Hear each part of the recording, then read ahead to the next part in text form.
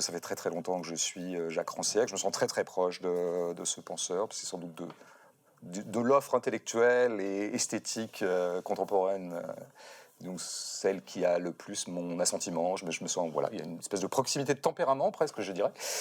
Et voilà, donc je suis très très content de commencer cette série à l'explication avec Jacques Rancière. Maintenant, tout est objet de savoir, tout est objet de science. La science, on peut dire, organise tout. Et bon, évidemment, je dirais que l'égalité n'y a pas trop gagné. Vous dites cette phrase qui est, encore une fois, incidente, mais moi j'entends ces choses-là. Vous dites, la politique, moi, on me demande toujours d'en parler et ça m'amuse pas beaucoup.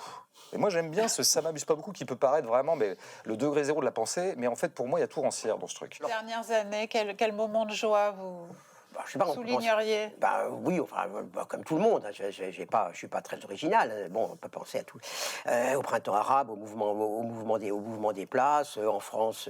Disons à Nuit debout, aux Gilets jaunes, aussi bon, au mouvement un petit peu autour des retraites. Bon, il y a eu de la joie là-dedans. Je pense que c'est ça aussi peut-être votre tristesse par rapport à la politique, parce qu'on a l'impression que vous avez l'impression. Enfin, je me dis parfois que vous pensez au fond de vous-même, mais vous allez me dire que tout est police en fait, que la police a gagné, et elle a gagné y compris les mouvements organisés et structurés comme contestataires. C'est quand même très très fort chez Tchekhov, cette façon de nous dire non, c'est pas la connaissance qui libère, c'est pas la connaissance qui change le monde. La connaissance, elle doit rentrer dans un certain jeu d'affect, dans un certain jeu de comportement.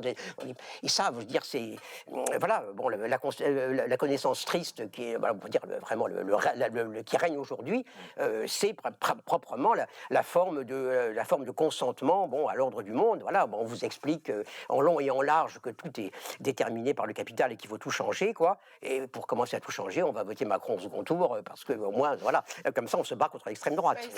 Tout ça pour ça. J'ai jamais été sensible à cet imaginaire de la grosse machine, mais comme je suis très attentif comme vous au quotidien des gens, je vois que leur quotidien est quand même beaucoup plus colonisé qu'il a pu l'être quand moi-même j'étais plus jeune, et que donc je pense quand même le capitalisme nous prend des parts de sensibilité chaque jour un peu plus. Il nous prend du temps.